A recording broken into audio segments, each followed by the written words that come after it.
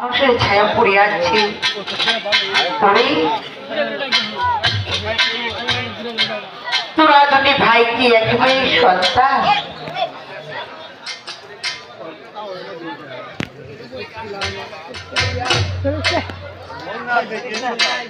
বাবা তোরা কি সেই মদিনার বিখ্যাত বীর মুসলিমের পুত্র? তাহাই বুঝি হইবে, তাহাই না হলে এত রূপ এই গুফার কোন ছেলের হয়নি। আয় আয় বাবা, তোরা তোরা আমার অঞ্চলের মাঝে আয়। আমি আমি তোদেরকে আমার প্রাণের মাঝে লুকিয়ে রাখিব। এসো এসো বাবা, তোমরা কোনো কথা বলিবে না, চুপ করিয়া ওই স্থানে বসিয়া থাকিবে। হ্যালো হ্যালো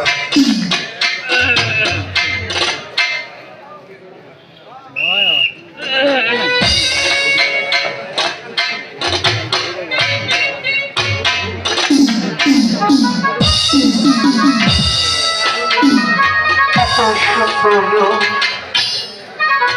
জানো বেহেশতে নূর ঝলছে বুকে ভাইয়ের রূপে।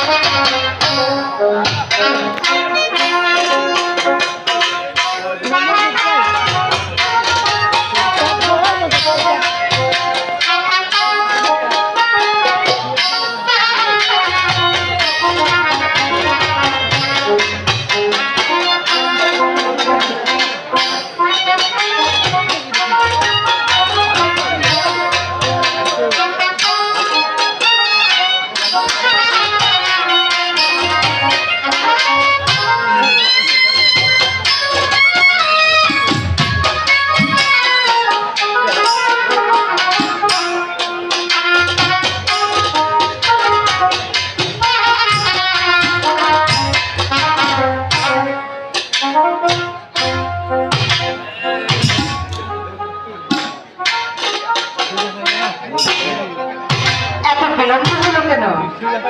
তুমি কোথায় গিয়েছিলে? সেই কথা আর কি বলিব, আমার কপাল বন্ধ। আরে আমার চোখে পড়িবে কেন? কত স্থানে যে খুঁজিলাম, আরে দৃষ্টি ঘটিবে কেন?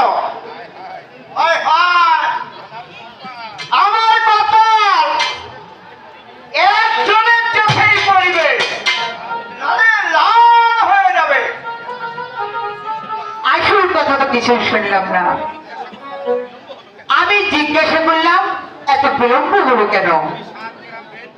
তুমি 7 গ্রাম বের দিয়ে ভাগ্যলিপিক অদৃষ্টের কথা তুমি বলছো। এই সমস্ত কথা তুমি তুলিয়া বসলে।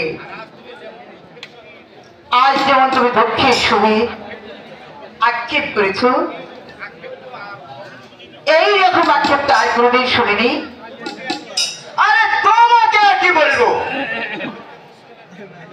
যুদ্ধ ক্ষেত্র হইতে মুসলিমের 2 পুত্র পালিয়েছে।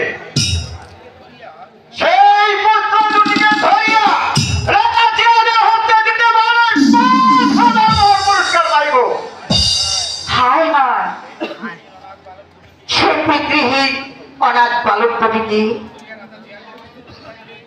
ধরিয়া রাজা জিয়াদের হাসতে দিতে পারলে 5,000 পাইবে, এই কথা সত্য। কিন্তু সেই বহু তোমার কতদিন থাকবে?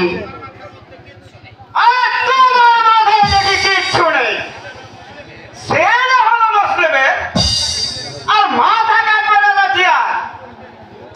তাতে তোমার চোখে জল আছে কেন? হ্যাঁ, তোমার অঞ্চল ধরিয়া বসে থাকিব আর মুসলিমের পুত্রের জন্য হায় হায় করে কাঁদিব। এইরূপ বুদ্ধি আমার হইলে আর চাই কি?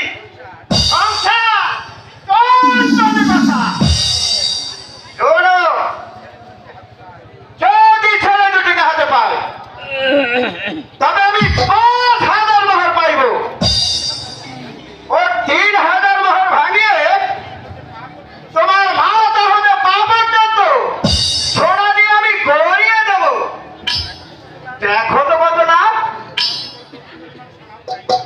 আমি আমি তোমার নিকট এক প্রতি পরিমাণ সোনা চাই না।